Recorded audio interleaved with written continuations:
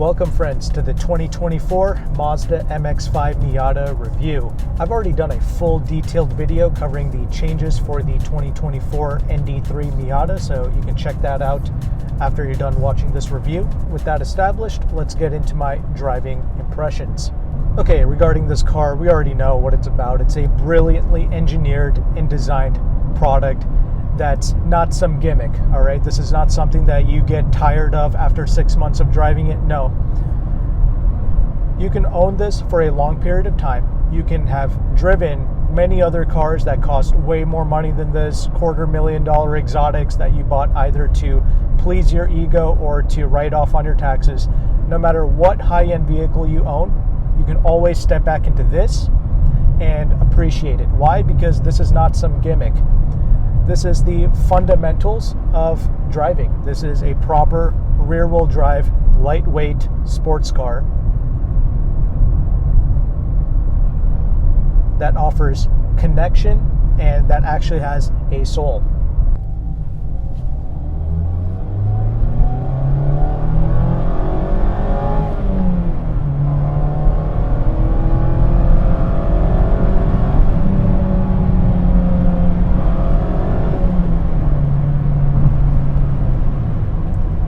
We have that incredible 2-liter naturally aspirated 4-cylinder engine producing 181 horsepower and 151 pounds-feet of torque.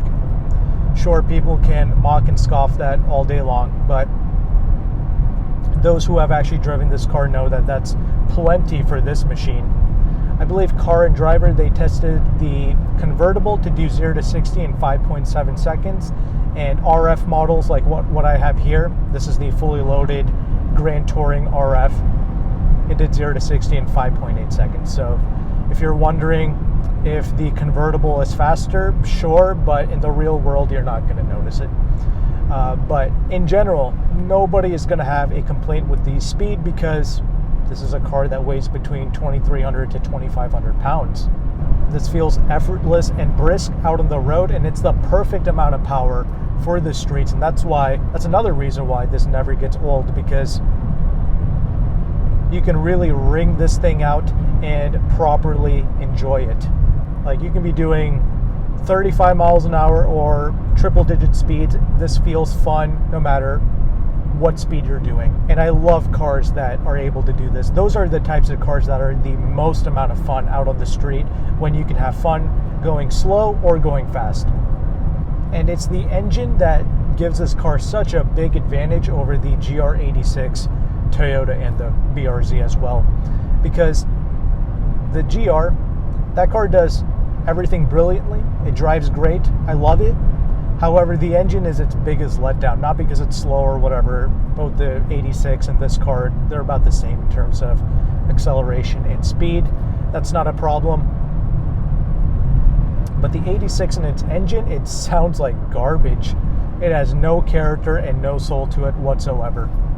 Here we have this brilliant engine in conjunction with this 6-speed manual transmission. It's just a flawless combination. The manual is one of the best in the business. It's precise, you know exactly what gear you're in. The clutch pedal, it's not ambiguous in any way.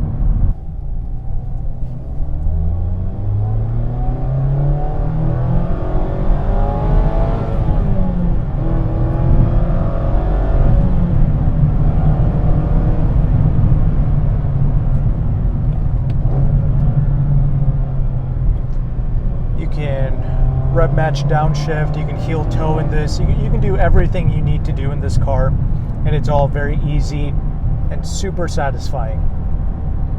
All right, but not to worry though, if you don't know how to drive a manual transmission, the automatic that they have to offer is also brilliant. I tried the 6-speed automatic in the ND2 Miata. I've driven like 3 or 4 of those ND2s.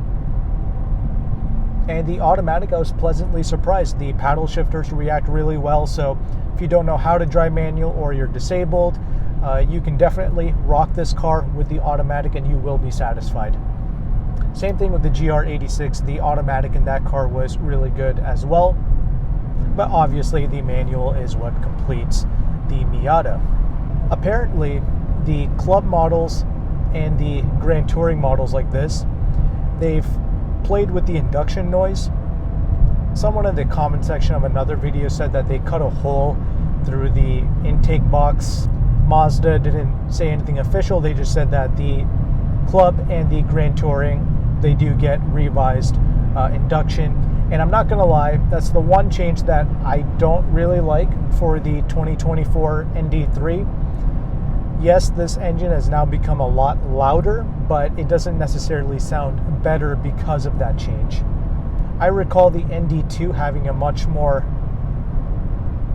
refined engine note and sound. Granted, I understand it was like 3 years ago when I drove all of those ND2s, but the essence of that car remains fresh in my mind.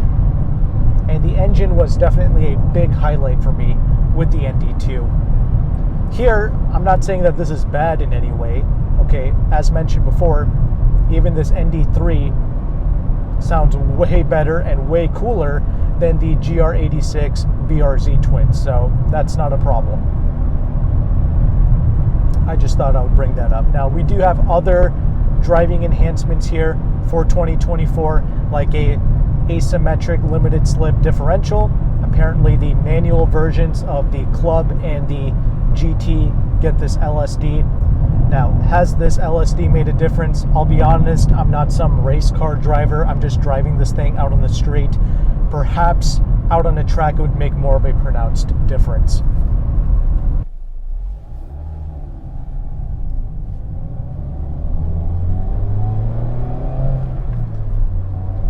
I will say this, we do have here the RF model, and this car weighs about 2,500 pounds. The overall curb weight ranges between around the mid 2,300 range to the low 2,500 range for a car like you see here. This is going to weigh about 2,500 pounds.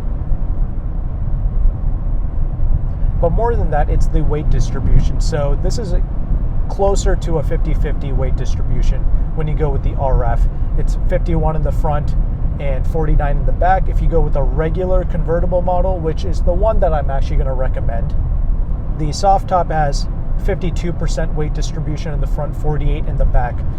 And that's the one thing you notice driving the Miata. The rear end is a little bit more loose with the convertible, and I personally prefer that. This is more of a neutral driving demeanor that the RF has to offer. So I'm going to go with the convertible for the lower price and also for the more playful nature and the fact that it's a little bit more simple, and I believe you get some more trunk space as well. That's really the one that makes the most amount of sense. The RF also gives you a lot of blind spots, but if you have money and you like what you see here, go with the RF. It's still really awesome. It provides you with a more exotic look, and many people are taking notice to this car. So despite this being a little Miata, this is getting as much attention as that Toyota Supra I was testing last week. But other changes, we have here a revised electronic power steering rack. So they made some internal changes to reduce the friction of the steering rack and also to improve the on-center feel of this steering.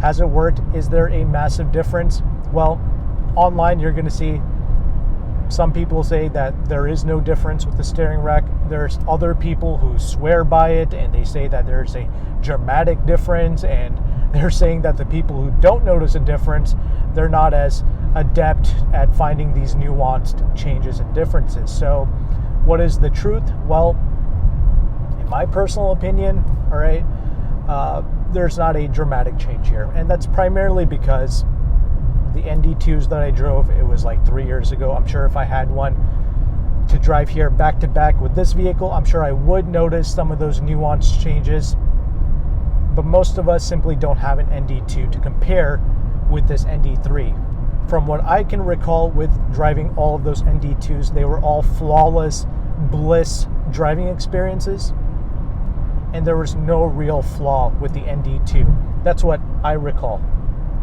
And the steering was one of those things. I remember it being perfect and weighted perfectly for this car.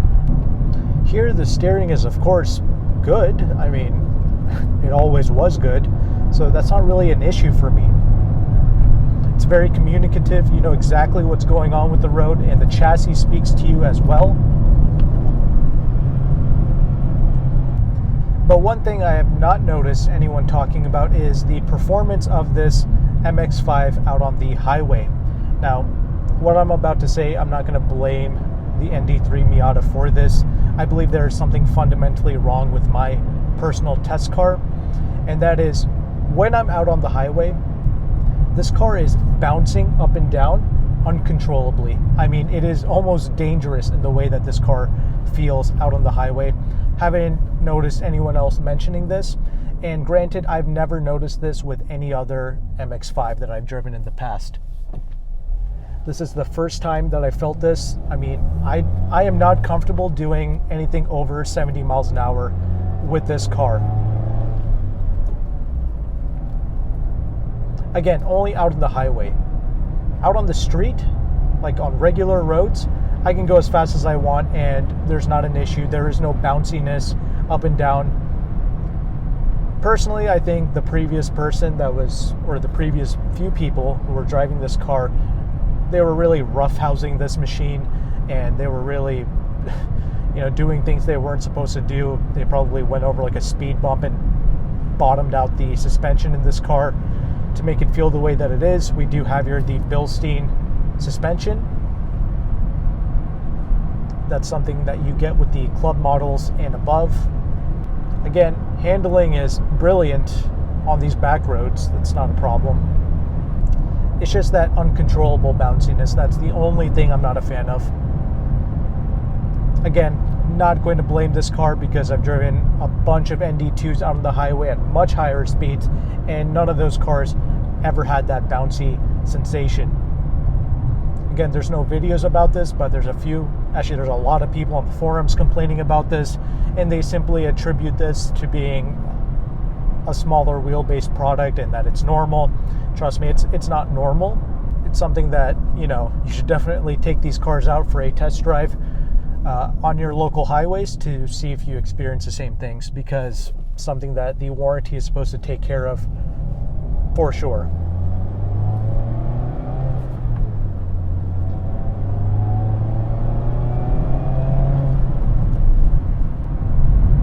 Now let's just end off with the most important attribute of the Miata, and that's going to be the way that it handles, the way that it dances around these back roads, right?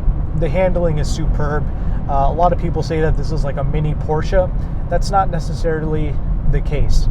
The way this car drives is very much unique to the Miata. In fact, there's really no other car that drives like this car.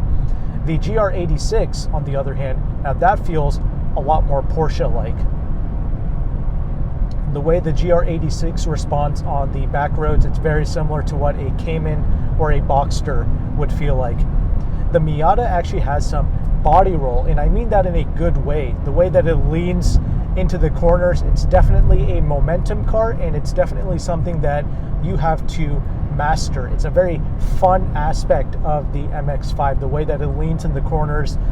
It's something that you have to conquer, and driving the MX-5, the more you get used to it, the more you become a better driver. And you can't really say that about other cars. Other vehicles like a GR86 or a Porsche or a Supra, they're so rigid and they're so perfect in the way that they drive. You personally can't really learn anything from the driving experience. Those cars are simply masterfully calibrated, and they're so stiff and rigid that even if you are making mistakes during your drives, the car is able to compensate. For the Miata, I'm not saying that this car is going to punish you for not taking a corner entry properly. It's not going to, leave you wrapped around a lamppost or something. But you'll notice when you drive this car hard that, oh, I didn't take that corner properly. My entry speed and the way I had the car positioned wasn't correct. And you learn these things and you become a better driver. Again, you can't really say that about other sports cars. They pretty much do all the work for you. And that's why personally, I kind of like driving this car more than the GR86, because this car is teaching you to be better. And because of that, I think there's an extra layer of communication here. And obviously the engine is way better in this car, even with the new induction tuning. I don't care. This is still a much more charismatic engine than what you get with the BRZ 86 twins. And regarding the refinement, I mean, we have here these 17-inch wheels. The ride quality is not bad. So regarding my highway drive, I drove this thing twice on the highway. Once when I first got it, and the second time I lowered the air pressure a little bit.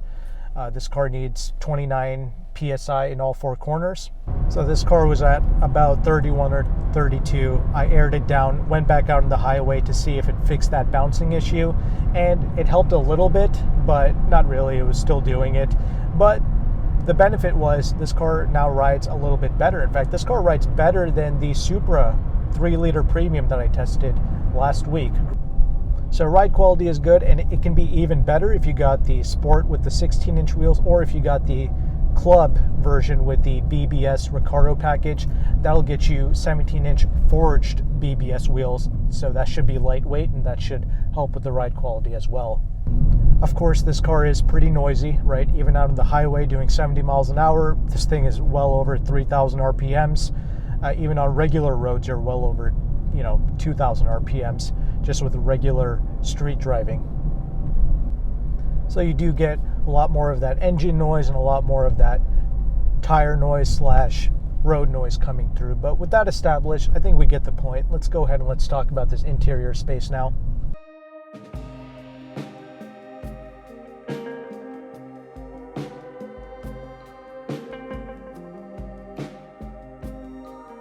Okay, now that we are stopped, let's go ahead and let's talk about this interior space, because this is another big highlight with the MX-5 that I absolutely love. In fact, this interior space is very Porsche-esque.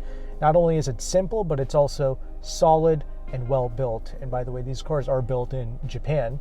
And yeah, it's just a really clean aesthetic, and we have some unique design attributes that literally no other car has, like this exterior paint color matched trim on the door here. I absolutely love this so much.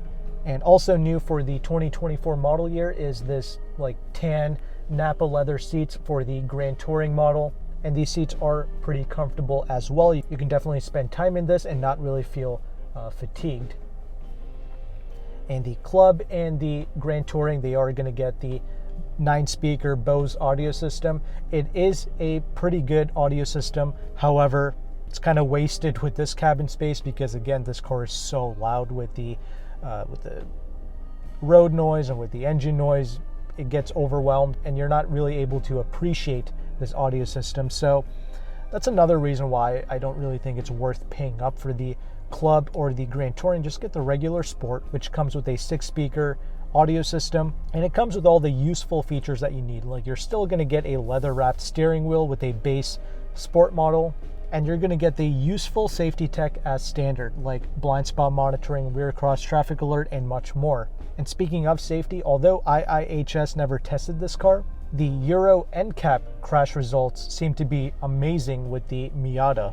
So you can be rest assured that you're in a relatively safe machine.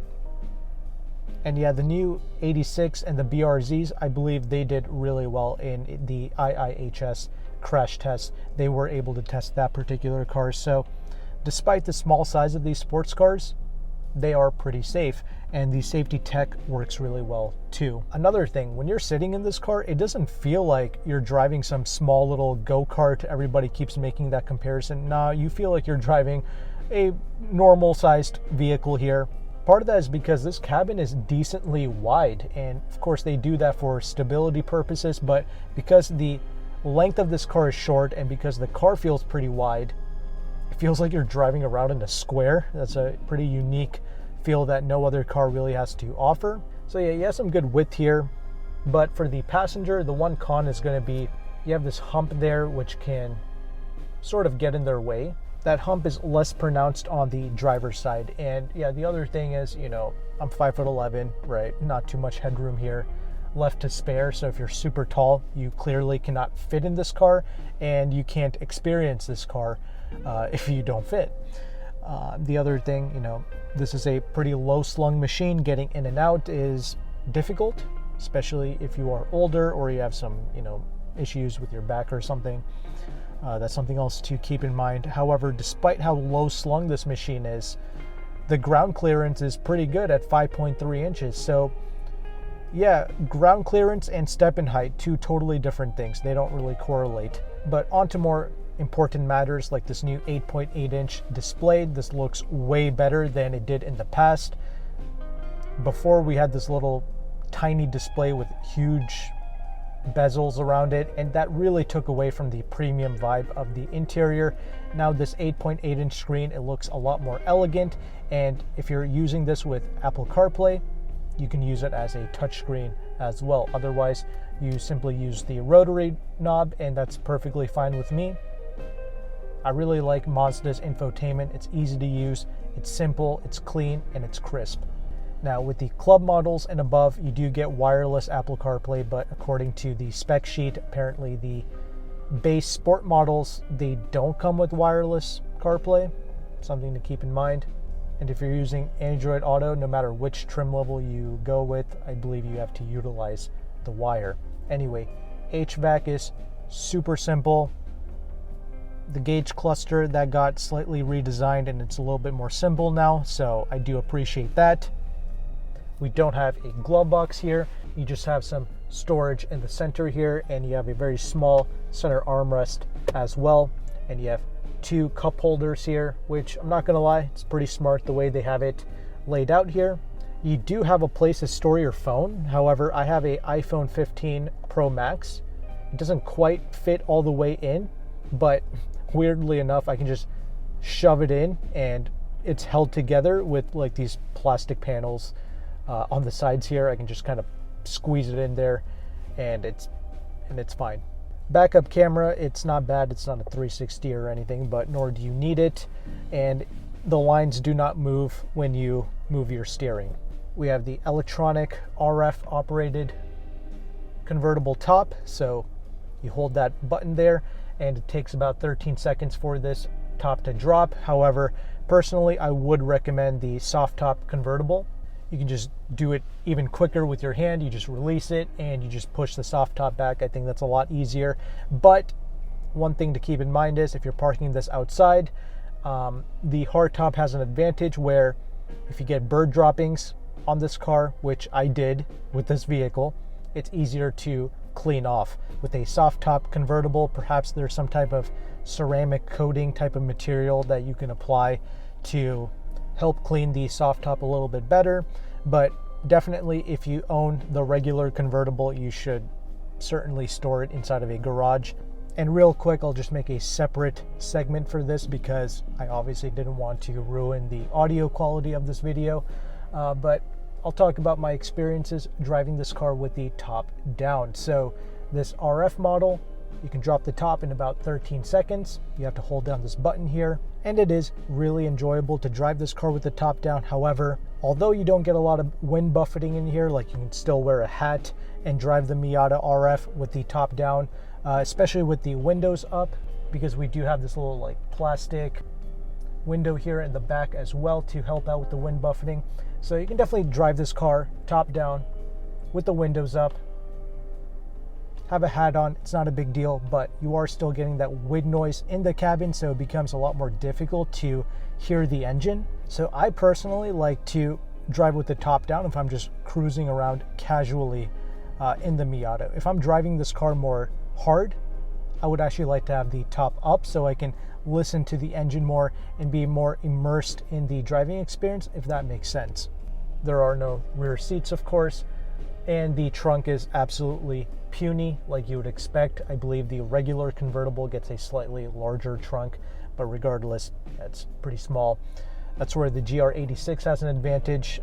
If practicality matters to you, the GR is going to come with rear seats, which obviously you can't fit people back there, but you can use it as a shelf, and you can also fold down the rear seats, and the trunk in the 86 is just naturally larger, so the fact that you can also fold down the rear seats, yeah, it's just a much more practical space. I believe it offers more headroom and legroom as well compared to the Miata, so it's just things to keep in mind.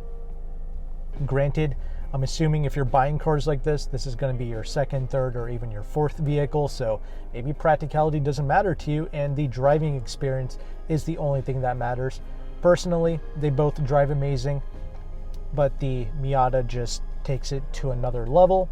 It teaches you, it helps you become a better driver, and I love the engine as well.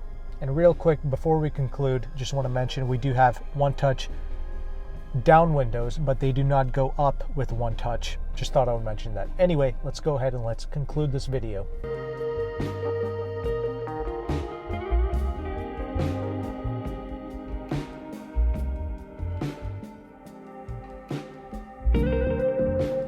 All right, like everybody else, you know, I obviously love this car. There's really nobody that hates on this because you simply can't hate the perfect recipe for driving, which is lightweight rear-wheel drive, masterful suspension tuning, right? We have here the double wishbones in the front, multi-links in the rear, amazing manual, amazing four-cylinder engine, and for once, all of the glazing and the hype this car does deserve it. Sometimes the mainstream, they like to lead us astray and they promote and they glaze cars that don't really deserve the hype, cars that you will get tired of after 3 to 6 months of ownership. This is not one of those cars. You can always come back to this and have a great time.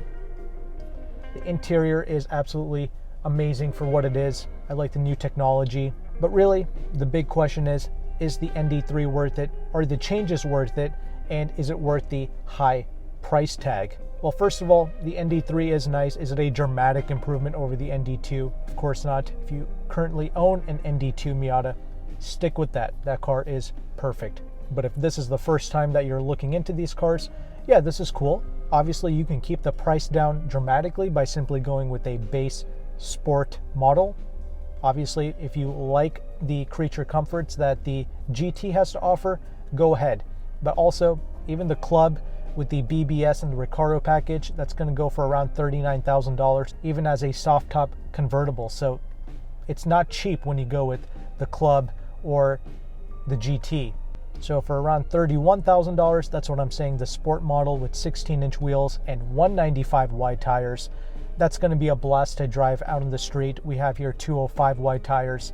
When you go with the 17-inch wheels, for me, it's either the Club with the BBS stuff on it, with the forged 17-inch wheels and the heated Recaro seats. That's what I would go with, or the base model Sport. The GT, this is cool. I mean, it's got some niceties like a garage home link. This also has heated seats, and we have here the optional Nappa leather seats as well. But honestly, cloth seats is fine for me as well with a car like this. And the competition, obviously, the GR86, it's going to be about 35 grand fully loaded. It's going to be up to you, but also just to throw this in there, as of 2024, you can still get a LT1 Camaro with a 6.2 liter V8, a brilliant Tremec 6-speed manual transmission, or the 10-speed automatic. That is available to you with 455 horsepower for also around $40,000 to $42,000. That is a GM product with way worse fuel economy. This is pretty good in terms of fuel economy. 26 in the city, 34 out on the highway. That's also better than the 86 as well, so that's another thing to keep in mind. However, Mazda does recommend utilizing premium fuel. I personally don't mind doing that because it gets such good real-world fuel economy. And I'm not really aware of the deals that you can get. I would personally try to negotiate $2,000 to $3,000 off the MSRP of these Miatas. So if you're in the market and you've been negotiating, or if you've already purchased one of these cars, let us know in the comment section what type of deal you were able to get, either with an 86, a BRZ, or with the Miata. Let me know in the comments. But hopefully this review was of value to you. Thank you so much for watching. Take care and goodbye.